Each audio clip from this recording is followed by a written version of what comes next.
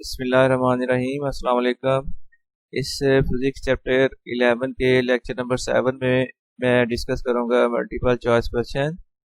और इसका बनाने का मकसद ये था कि सिर्फ एमसीक्यू टिक नहीं करने होते, कॉन्सेप्ट भी क्लियर करना है। वो एमसीक्यूज के जो ऑप्शन बनते हैं वो किस तरह आए हैं, कुछ में सोल्यूशन रिक्वायर्ड होता है। तो मैं इंशाल्लाह ताला कोशिश करूंगा कि एमसीक्यू करेक्ट ऑप्शन टिक करने के साथ साथ आपका कॉन्सेप्ट भी बनाया जाए कि ये करेक्ट ऑप्शन आपने क्यों सिलेक्ट किए। तो सबसे पहला एमसीक्यू है, which is an example of longitudinal waves. तो जिस तरह आपको मालूम है कि लॉन्गिट्यूडनल वेव मैकेनिकल वेव की एक टाइप है जिसमें particles of the medium oscillate parallel to the direction of propagation of wave.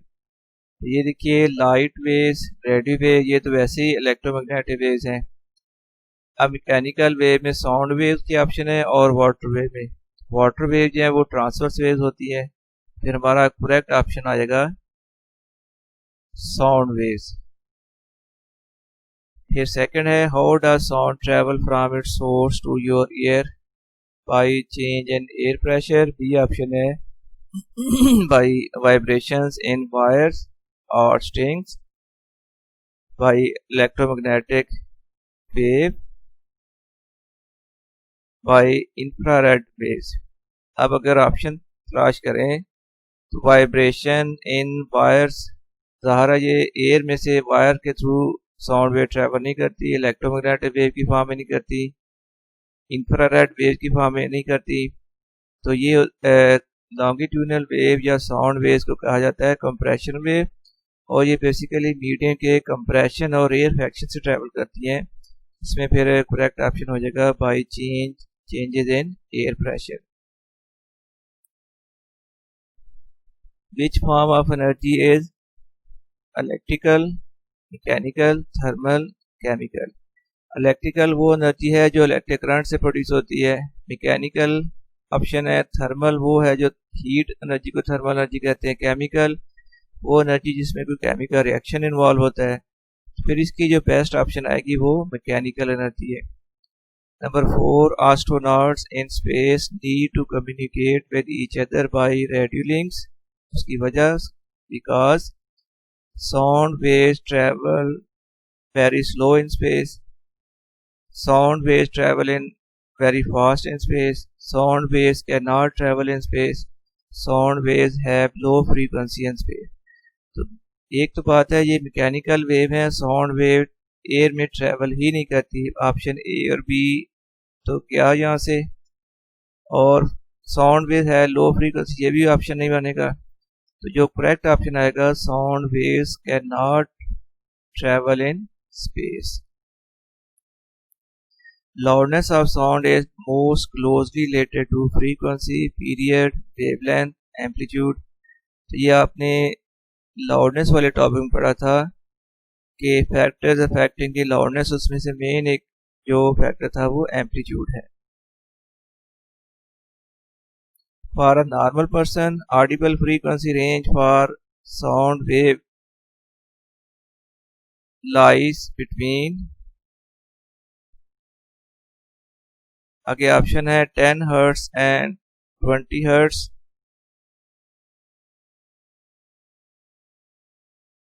20 hertz से 20 kilo hertz, 25 hertz and 25 kilo hertz, 30 hertz and 30 kilo hertz.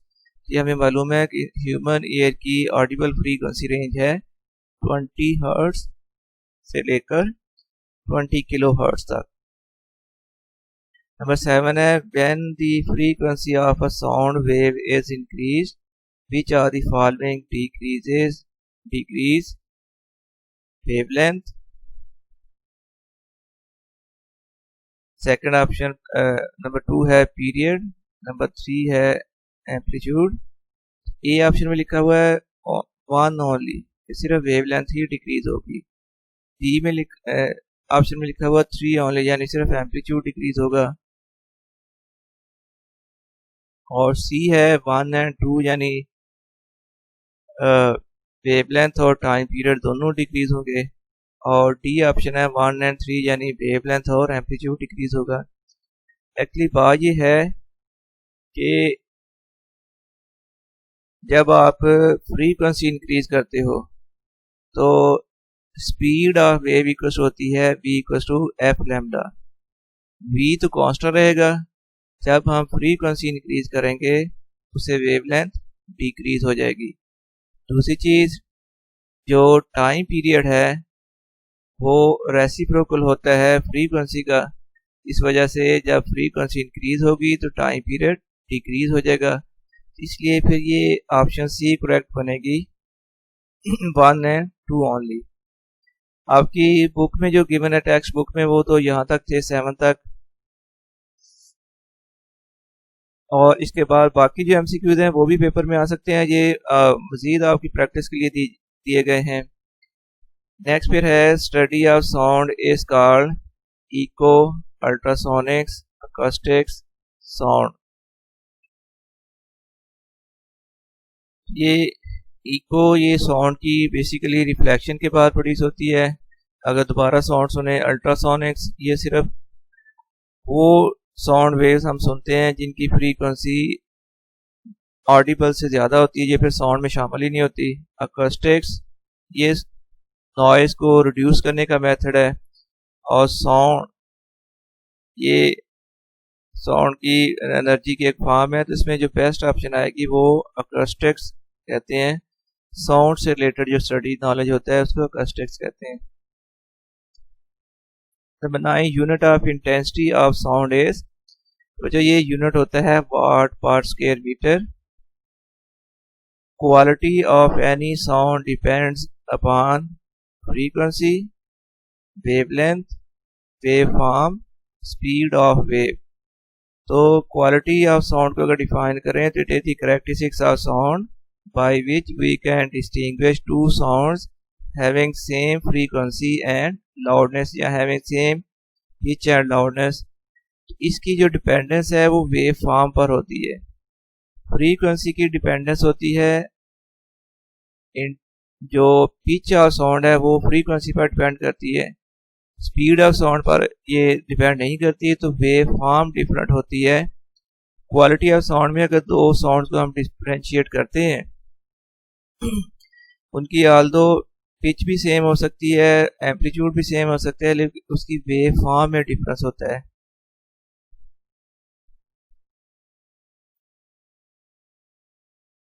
Eleven है speed of sound in air is, ये air में kilometre per hour में इसकी value होती है 1246 kilometre per hour.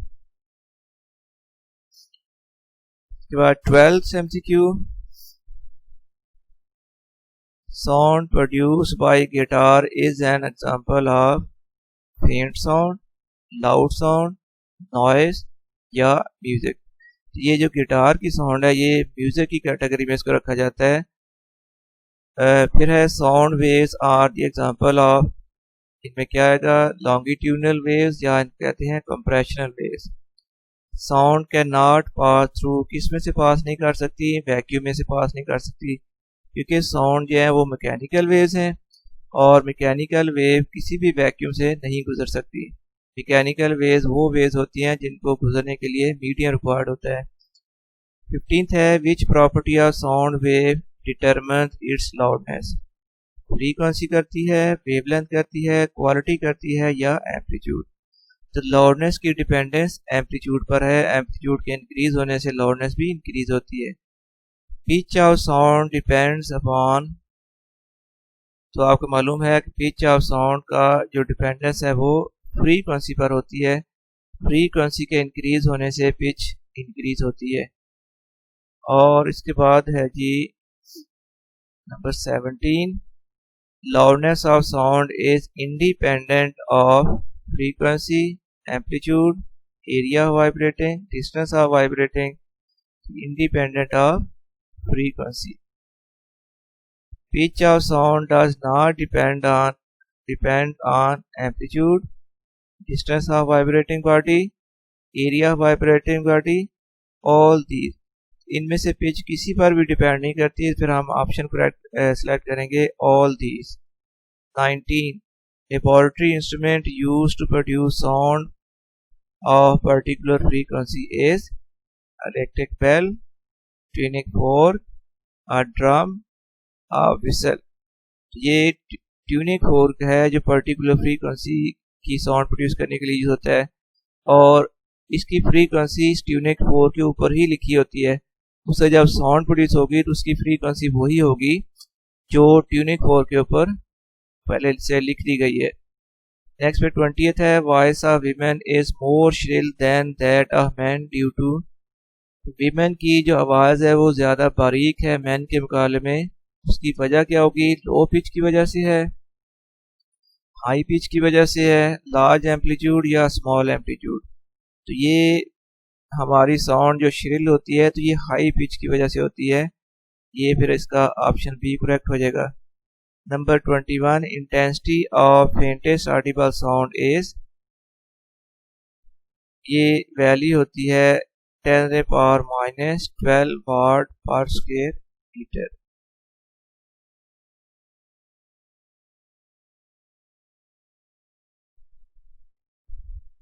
Twenty two है, intensity of loudest sound which can be heard without pain is 1 watt per square metre, 2 watt per square metre, 0.5 watt per square metre या 1.5 वाट per square metre. तो ये topic के अंदर ये value लिखी हुई है।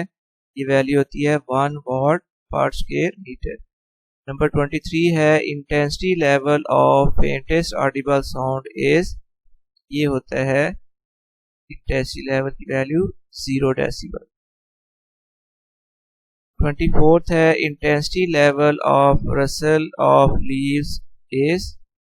इसकी वैल्यू होगी ये 10 डेसिबल। ये बाकायदा एक एग्जांपल है, उसमें दोनों सॉल्व करके बताए हुए हैं और ये वैल्यू टेबल के अंदर भी लिखी हुई है। Number 25, intensity level of whispering is. तो विस्परिंग की इंटेंसिटी लेवल की वैल्यू होती है 30 डेसिबल।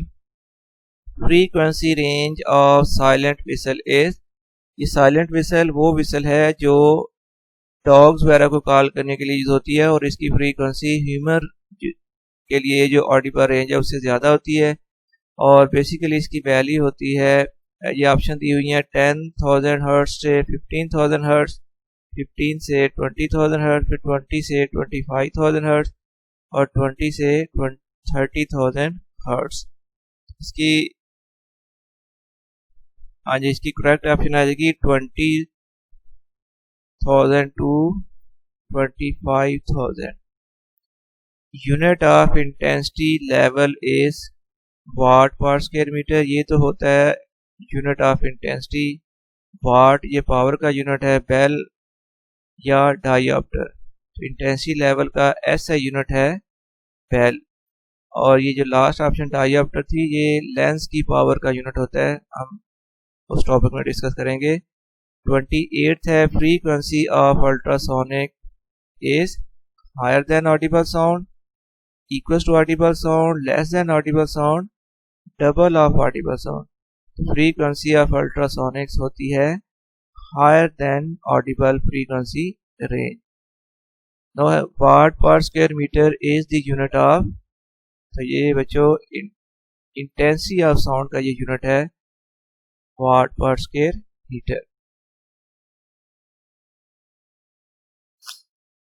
30th है, to hear echo minimum distance of the obstacle from the sound source should be 10 meter, 15 meter, 17 meter, 100 meter। इसकी मिनिमम डिस्टेंस की value होती है 17 metre. Speed of sound in vacuum is 331 metre per second या 343 metre per second, 350 metre per second या 0 metre per second. तो बात यह है कि साउंड वेव वैक्यूम में से ट्रैवल ही नहीं कर सकती। जब ये ट्रैवल नहीं कर सकती तो फिर हम इसकी फ्रीक्वेंसी कंसीडर करते हैं, इसकी स्पीड कंसीडर करते हैं 0 metre per second. Speed of sound in liquid as compare to air is, ये होती है 5 टाइम्स एयर के मुकाबले में। साउंड की प्रॉपर्टी है कि जैसे जैसे ये डेंसर मीडियम में दाखिल होती है इसकी स्पीड इंक्रीज होती है। तो सॉलिड में इसकी वैल्यू 15 टाइम तक हो जाती है, लिक्विड में 5 टाइम तक। तो speed of sound in solid as compare to air is, ये वैल्यू अबाउट हो जाती है 15 टाइम्स तक, ये वैल्यू इंक्रीज हो जाती है। By increasing frequency loudness of sound remain the same. Number 35 safe level of noise recommended is, जो वो नॉइस का लेवल जो सेफ होता है जिसको इंटरनेशनली रिकमेंड किया जाता है, ऑप्शन दिए हुए हैं 50 से 90 डेसिबल, 85 से 90 डेसिबल, 85 से 100 डेसिबल, 100 से 150 डेसिबल। इसकी ऑप्शन आ जाएगी बी 85 से 90 डेसिबल। 36 है characteristics are sound by which two sounds of same loudness and pitch are distinguished। ये ऑप्शन होती है quality of sound। Bell is the unit of intensity of sound, intensity of sound level, loudness और intensity level, ये unit होता है intensity level या sound level. Next फिर number 38 the sources of oil and gas beneath the earth are searched by using x-rays, ultrasonics, ordinary light, all these। ये option आ जाएगी ultrasonics।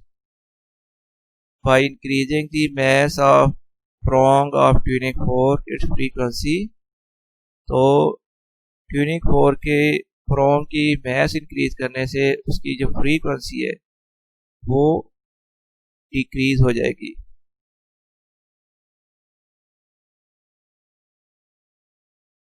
इसके साथ ही ये आपके एमसीक्यूज का लेक्चर कंप्लीट हुआ है। साथ मैंने ये टेबल भी दे दिया है, जहाँ से भी आप पढ़ सकते हो। अब इजाज़त दें, अल्लाह हाफिज़।